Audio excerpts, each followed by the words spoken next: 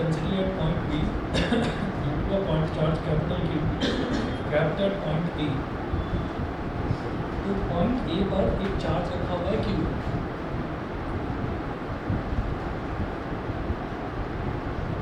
point A पर एक charge रखा हुआ है Q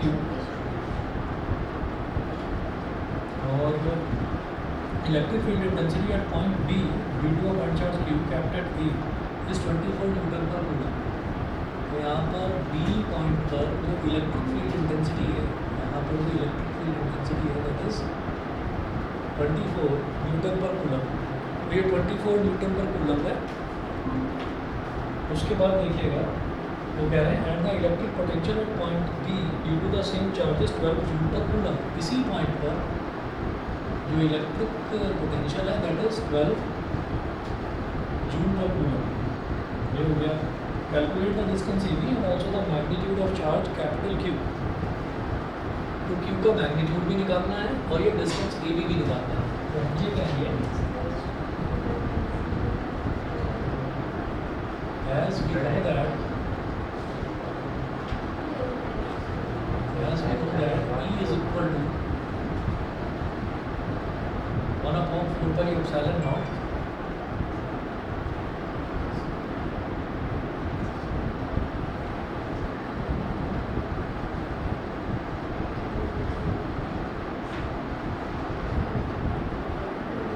r square is equal to 24.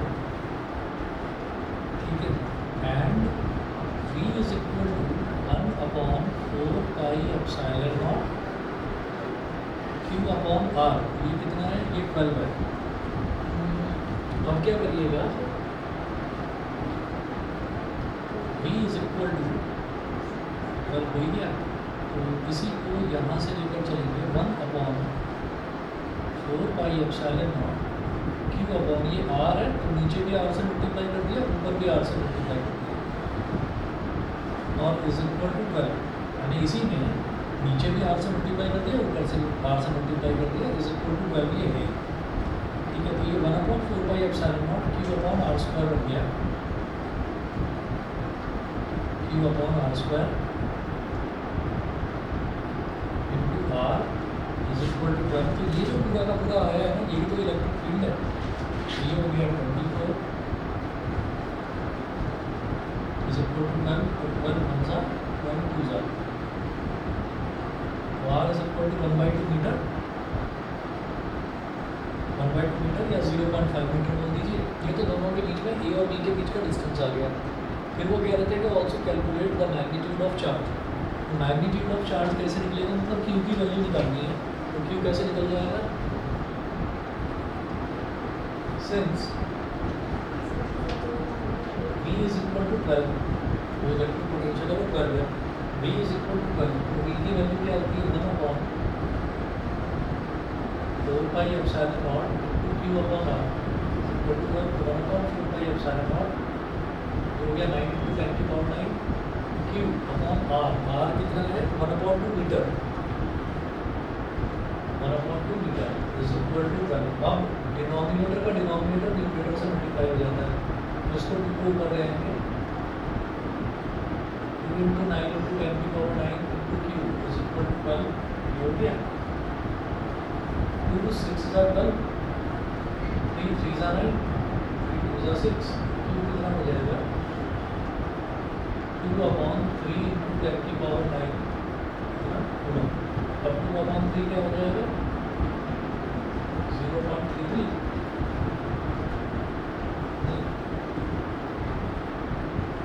0.67 10⁻⁻⁴. बताइए तो क्लियर.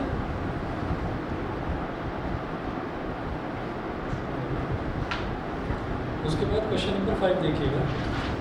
क्वेश्चन नंबर 5 में है a charge of 24 microcoulomb is given to a hollow metallic sphere of radius 0.2 meter. ठीक है. Find the potential at the surface of the sphere. Second है at a distance of 0.1 centimeter from the center of the sphere. अभी देखो, a charge of 24 microcoulomb is given to a hollow metallic sphere of radius 0.2 meter.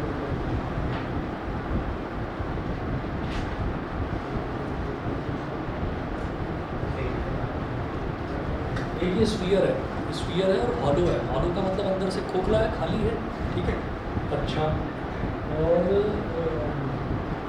और radius 0.2 metre, तो ये sphere का centre हो गया, centre को,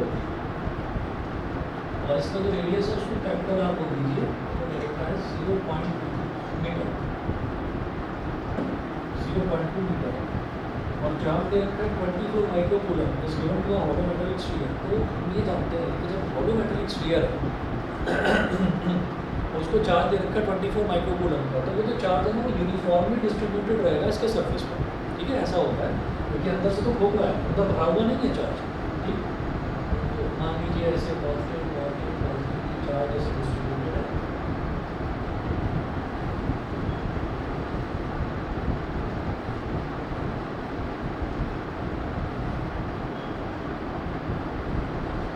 जो है कितना दे रखा है 24 micro coulomb,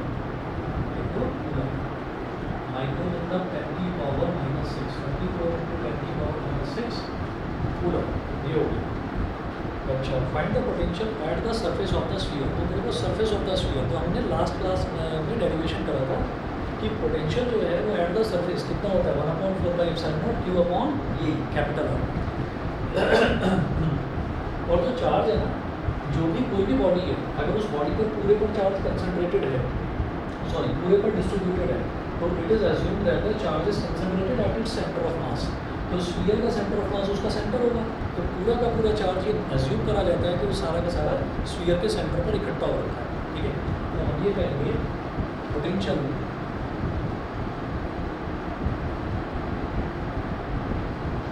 at the surface of the sphere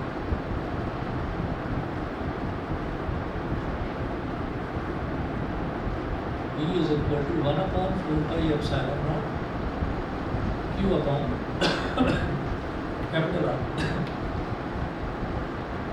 तो 9 into 10 की पावर 9, और Q कितना है 24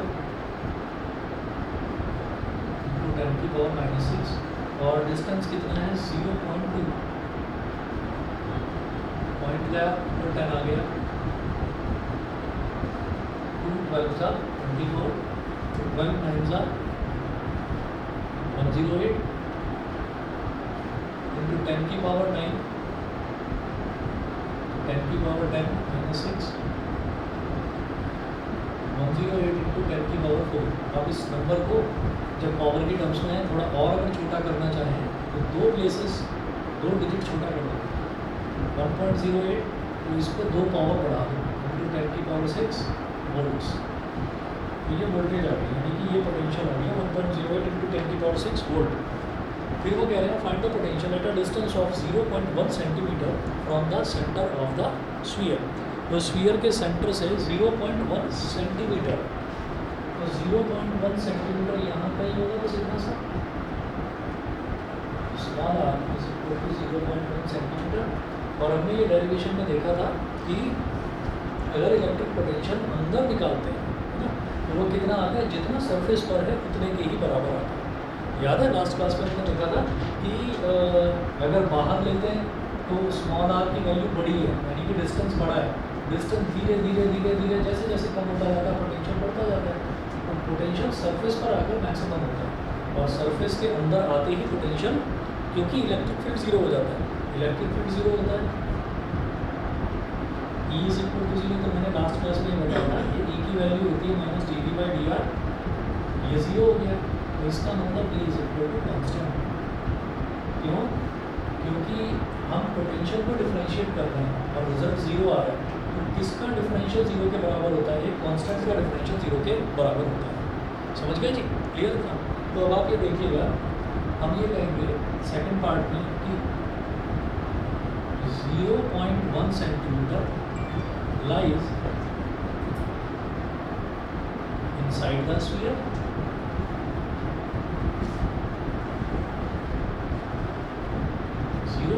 centimeter lies inside the sphere,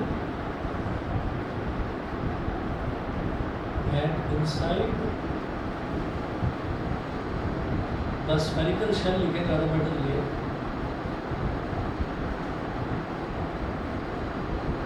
V remains constant and is equal to the value of the potential at the surface.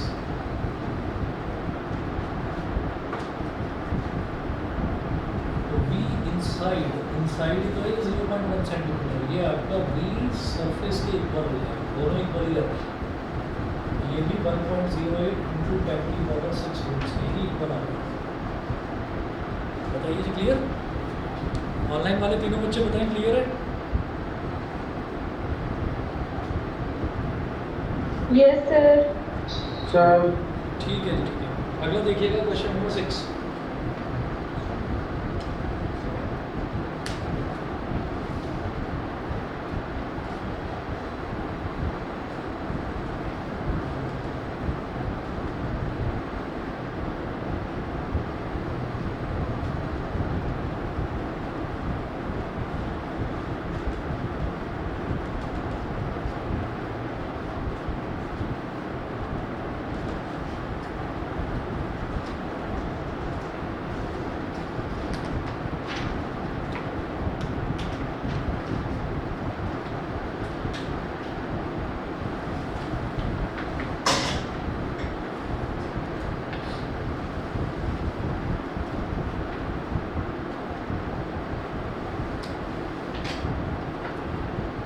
Question 6, इसमें है two charges 3 × 10⁻⁸ coulomb and -2 × 10⁻⁸ coulomb are located 15 centimetres apart. दो charges हैं, तो बोल दीजिए Q1,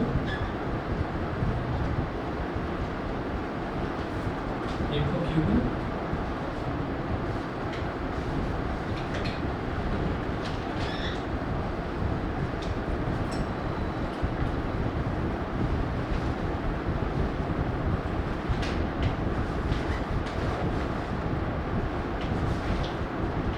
ये हो गया 3 × 10⁻⁸ कूलम, ये हो गया -2 × 10⁻⁸ coulomb. They are located 15 centimetre apart.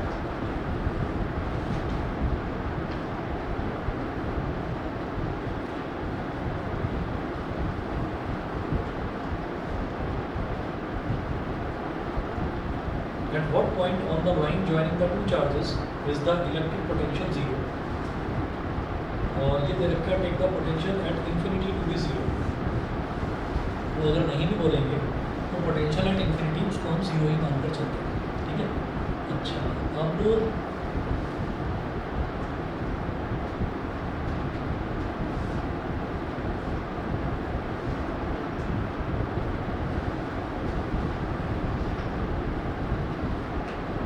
Cases लेकर चलेंगे। Case first,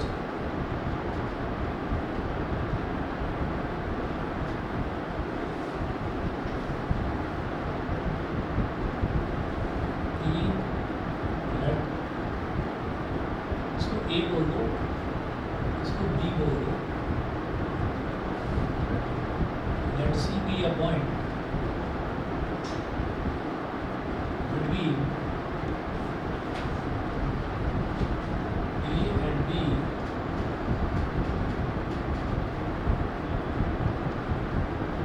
where potential is 0.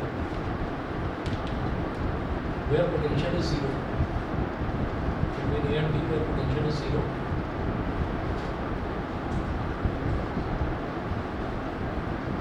Let it be at a distance x towards right from Q1. Let it be at a distance x towards right from Q1. Q1 से right की तरफ हमने मान लिया कि जो पॉइंट सी है वो डिस्टेंस x पर है, ये वाला डिस्टेंस x हो गया, तो ये जो बचा हुआ डिस्टेंस है ये कितना हो जाएगा 15 सेंटीमीटर ना लेकर इसको क्या करेंगे, इसको मीटर में कन्वर्ट करेंगे, तो मीटर में क्या हो जाएगा 0.15 मीटर, 0.15 माइनस एक्स। बताइए क्लियर है ना? ठीक, अब बेटा देखो एक बार 15 सेंटीमीटर ही देखो,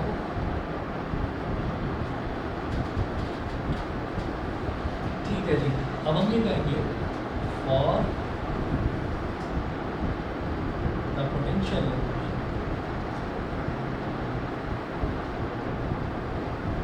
जीरो। हाँ जी,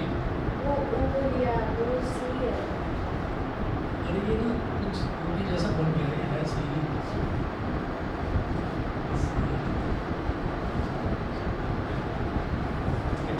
for the potential to be zero at point C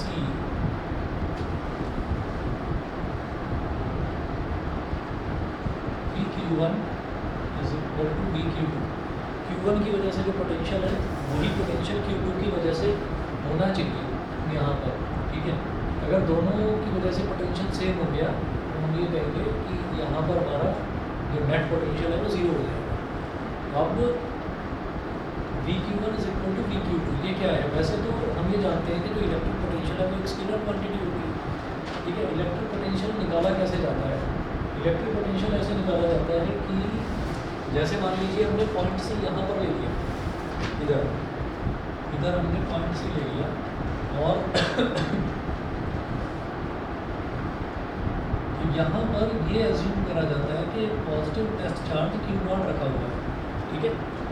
अच्छा, अब हमें ये देखना है कि ये पॉजिटिव चार्ज है, तो ये पॉजिटिव इस पॉजिटिव को रिपेल करेगा, ये पॉजिटिव इस पॉजिटिव को रिपेल करेगा, तो इलेक्ट्रोस्टैटिक फोर्स कहाँ हो जाएगी? यहाँ पर,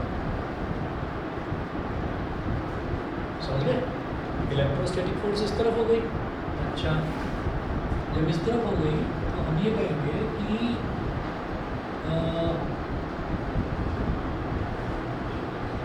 ऐसे लिखेंगे कि इसको पॉजिटिव पॉजिटिव को रिपेल करेगा, इसको मैं बोल दूँगा FQ1, और ये नेगेटिव है, ये नेगेटिव जो है ये नेगेटिव इस पॉजिटिव को अट्रैक्ट करेगा, इधर भी फोर्स क्या लग जाएगी FQ2। यहाँ तक समझ में आ गया? ठीक। अब देखिएगा, अब क्या है कि भाई मैं ये चाहता हूँ कि इसकी वजह से मैं पोटेंशियल यहाँ पर निकालना चाहता हूँ, तो हम इन्फिनिटी से जो लेकर आएंगे, चार्ज को लेकर आएंगे, वो अगेंस्ट द इलेक्ट्रोस्टैटिक फोर्स लेकर आएंगे, तो हम ये कहेंगे कि ठीक है इस तरफ लेकर आना है उसको, ऐसे against the electrostatic force. Similarly इसकी वजह से भी हम अगेंस्ट द इलेक्ट्रोस्टैटिक फोर्स लेकर आ रहे हैं, तो मतलब इस तरफ हमको जाना है, ठीक है। ये मैंने आपको सिर्फ इसका कंसेप्ट बताया है। अब हम ये कहते हैं कि जब भी कभी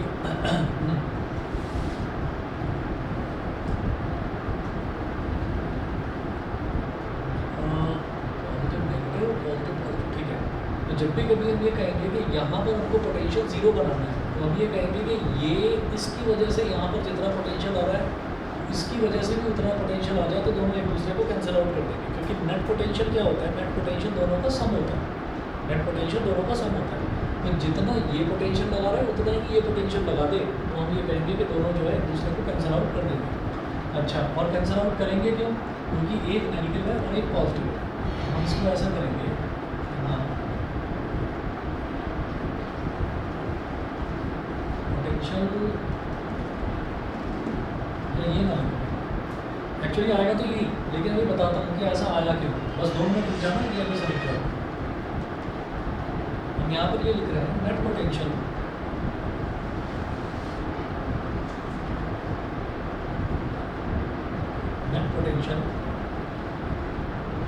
एट सी इज 0। सी पर नेट पोटेंशियल हमारा 0 हो जाएगा, तो नेट पोटेंशियल 0 कैसे होगा? यहाँ ऐसे लिखेंगे VQ1 plus VQ2 is equal to 0। Q1 की वजह से पोटेंशियल और Q2 की वजह से पोटेंशियल, तो टोटल पोटेंशियल 0 होना चाहिए, टोटल 0 होना चाहिए। अब जो VQ1 है वो कैसे निकलेगा?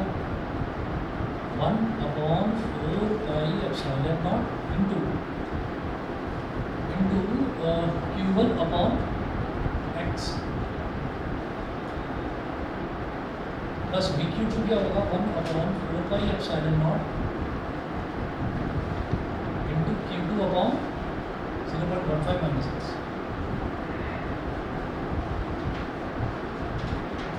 Is equal to 0। ठीक है जी।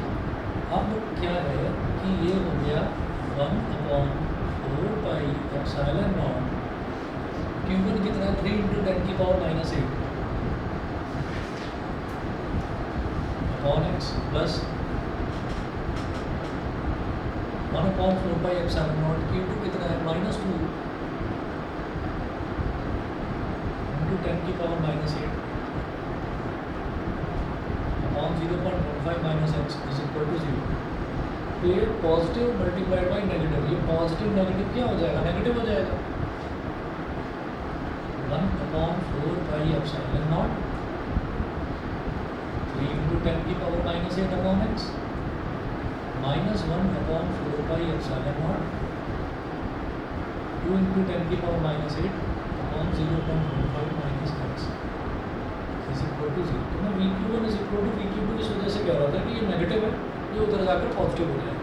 ठीक है ना, तो इसलिए मैं vq1 is equal to vq2 बोल रहा था, लेकिन वैसे मत लेकर चलता हूँ, वो तरीका गलत हो जाएगा क्योंकि मैंने आपको एक तरीका बता रखा था जिसमें ये फोर्सेस वगैरह आपको कैलकुलेट नहीं करनी कि इलेक्ट्रोस्टैटिक फोर्स कहाँ लग रही है और आप उसके अपोजिट जा रहे हैं, वो नहीं करना है आपको कैलकुलेट। एक शॉर्टकट तरीका बस इतना है, पोटेंशियल निकालते टाइम अगर पॉजिटिव दे रखा है क्यू तो पॉजिटिव लेंगे, नेगेटिव दे रखा है तो नेगेटिव लेंगे। इलेक्ट्रिक फील्ड निकालते टाइम आप सिर्फ और सिर्फ उसका मैग्नीट्यूड लेंगे। ठीक है, फोर्स निकालते टाइम भी सिर्फ मैग्नीट्यूड लेंगे, फोर्स और इलेक्ट्रिक फील्ड निकालते टाइम मैग्नीट्यूड लेना है, और जब पोटेंशियल निकालना है तो पॉजिटिव है तो पॉजिटिव लो, नेगेटिव है तो नेगेटिव। ठीक है, तो इसलिए ये वाला फंडा लेकर चलना vq1 plus vq2 is equal to 0।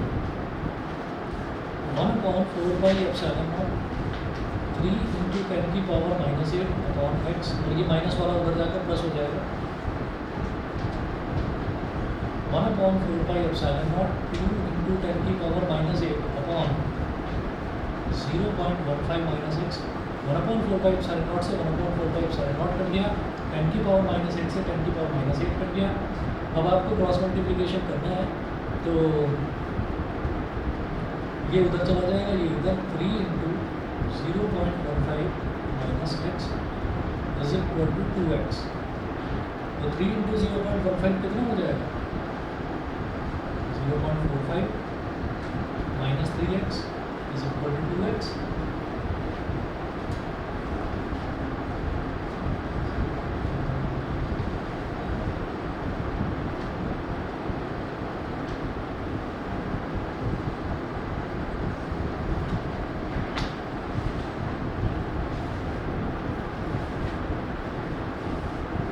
तो अब ये हो जाएगा हमारे पास माइनस 3x को ऊपर ले आओ 0.45 is equal to 2x plus 3x plus 0.45 is equal to 5x 0.09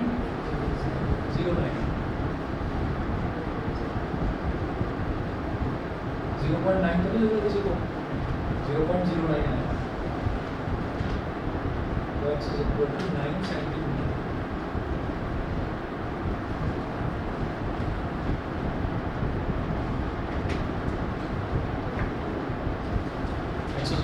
centimetre हो गया। इसके बाद हम ये कहेंगे कि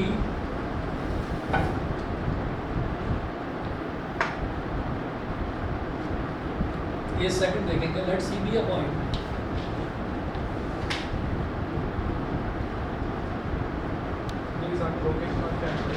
हाँ जी, दोनों की केसेस दिखाना जरूरी है। ठीक है, तो यहाँ पर देखें let C be a point as shown.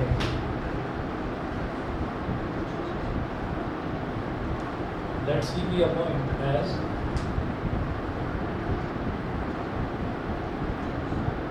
shown। अब आप क्या करें,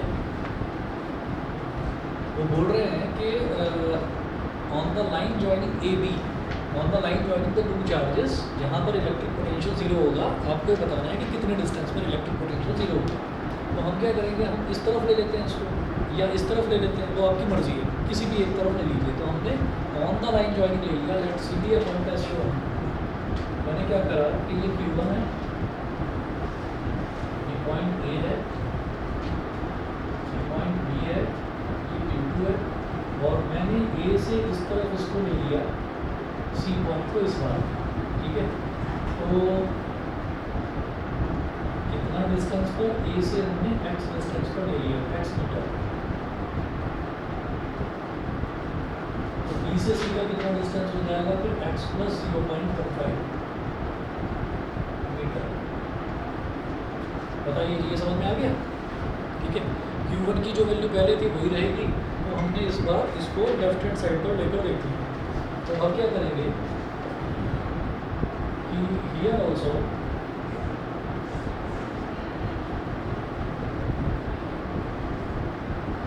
potential at C is 0, net potential at C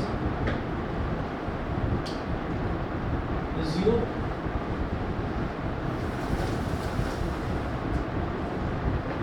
तो इसको क्या करेंगे, VQ1 plus VQ2 is equal to 0, VQ1 plus VQ2 is equal to 0। अब VQ1 क्या बन जाएगा, वही 1/4 पाई एप्सिलॉन नॉट इनटू Q1 की वैल्यू कितनी थी, 3 × 10⁻⁸।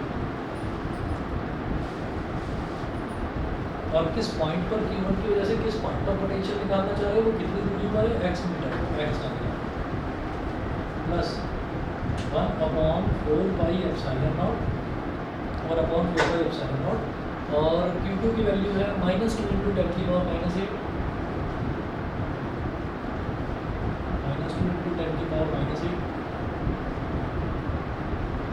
अपॉन ये हो जाएगा x प्लस 0.15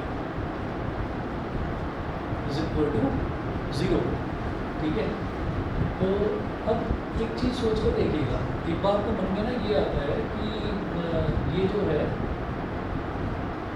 यहाँ पर हम एक बार तो डिस्टेंस x इस तरफ ले सकते हैं, एक बार डिस्टेंस x उस तरफ भी तो ले सकते हैं। तो जब हम उस तरफ लेंगे तब हमारे पास क्या आएगा, तब हमारे पास वैल्यू आ जाएगी -2 ये वाला Q2 वाला -2 × 10⁻⁸ अपॉन x, यहाँ पर अपॉन में x आ जाएगा, ठीक है। और इधर हो जाएगा 3 × 10⁻⁸ अपॉन x प्लस 0.15, ये वैल्यू आएगी, ठीक है। तो उसमें क्रॉस मल्टीप्लिकेशन करने में हमें ये देखना है कि जो 3 केसेस हैं उनमें से जिस केस में डिस्टेंस जो है वो नेगेटिव आ जाए, तो आप सोच लेना कि वो केस हमको छोड़ देंगे, ठीक है। x की वैल्यू पॉजिटिव ही आनी चाहिए ना, डिस्टेंस पॉजिटिव आना चाहिए। तो हम यहाँ से देखेंगे कि x की वैल्यू कितनी आ रही है। तो यहाँ से आप ये पॉजिटिव नेगेटिव हो गया, इसको उधर ले लेंगे, ये हो गया 1/4 पाई एप्सिलॉन नॉट 3 × 10⁻⁸ अपॉन x। अब इसको उधर ले जाएंगे, ये नेगेटिव था उधर जाकर पॉजिटिव, 2 × 10⁻⁸ अपॉन x प्लस 0.15। तो 1/4 पाई epsilon not 1/4 pi epsilon not cancel, 10⁻⁸ 10⁻⁸ cancel. अब क्रॉस मल्टीप्लिकेशन कर देंगे,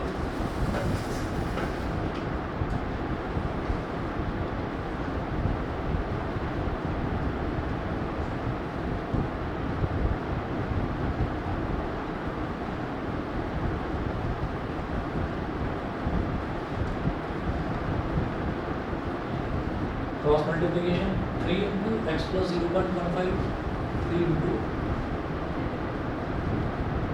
x प्लस 0.15 और 2 × x, 2 × x, तो ये क्या हो गया 3x प्लस 0.45, 2x इसको उधर ले आएंगे,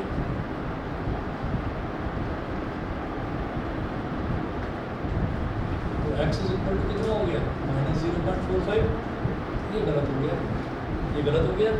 अच्छा, तो अब हम ये कहेंगे कि अगर उल्टा होता कि अगर इसको मैं इस तरफ लेता पॉइंट को, तो जब इस तरफ लेते तब हमारे पास क्या आता, 3 × x प्लस 0.15 ना आता, तब हमारे पास आ जाता 3x ए इज थर्ड, ये आपके लिए छोड़ रहा हूँ उसमें, ये हो जाता 3 into x और 2 into दिस।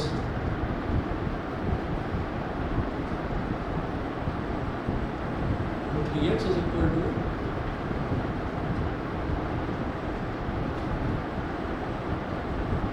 कितना हो गया, ठीक है, 3x minus 2x, x is equal to 0.30, 45 centimetre है ना।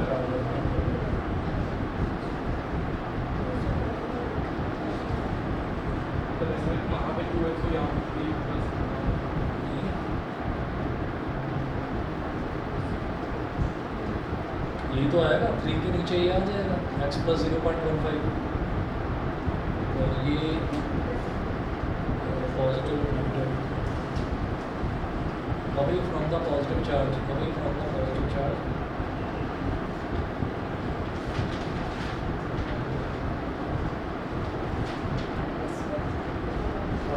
सेंटीमीटर,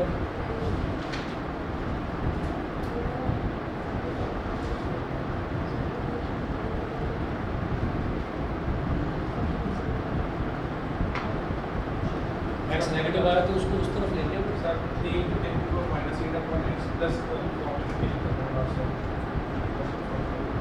नहीं, वो तो सही है। आप ये देखो कि अगर x को मैं उस तरफ ले लेता हूँ Q2 से, तो Q2 अपॉन x हो जाएगा ना, और फिर वो 3 से मल्टीप्लाई होगा। सही तो पता सर इस वाले में पूरे का x मान सकते हैं, पूरे का x उसमें x माइनस 0.15% तो आ जाएगा। बताता हूँ।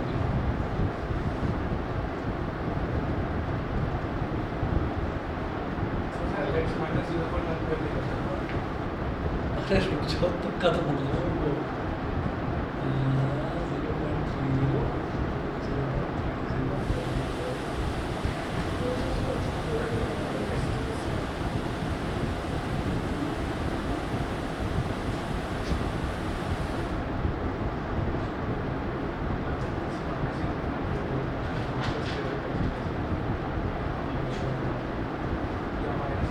0.30, ठीक है, ये वाला सही है।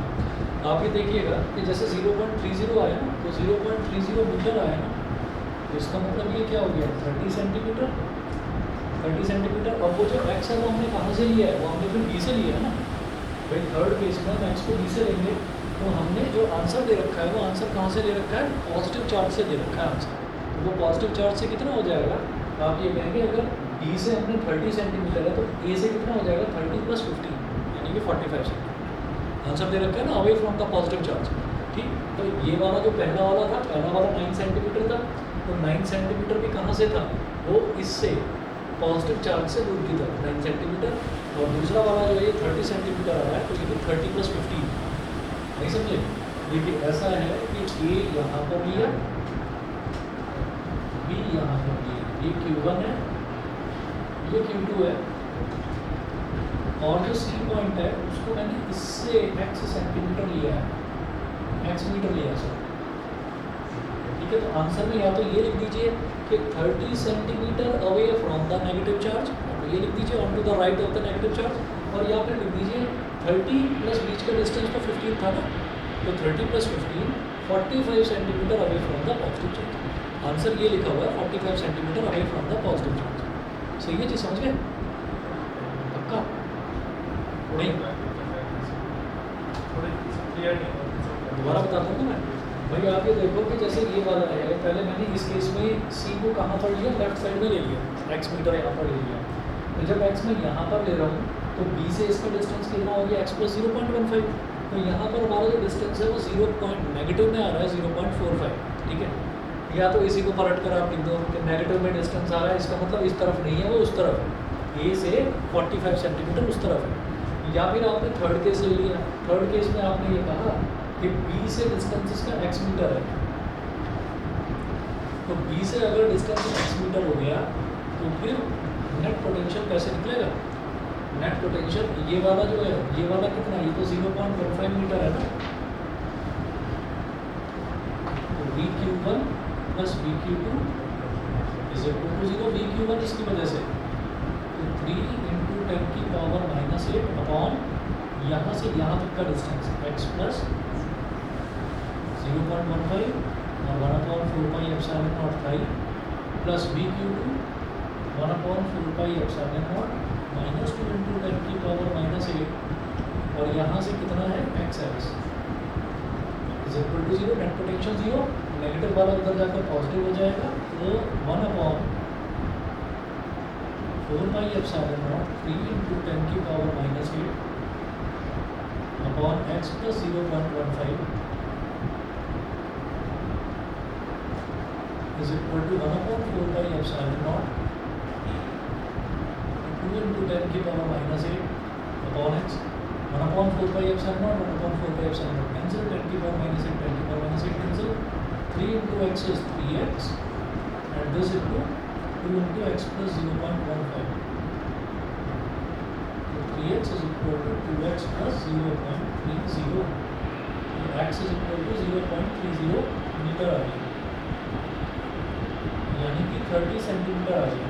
तो आंसर लिख दीजिए 30 centimetres away from the negative charge लिख दो, या फिर ये लिख दो 30 सेंटीमीटर यहाँ से यहाँ तक 30 सेंटीमीटर है, तो यहाँ से और पॉजिटिव चार्ज तक का डिस्टेंस तो 45 हो गया ना, 30 + 15 45, आंसर वो लिखा।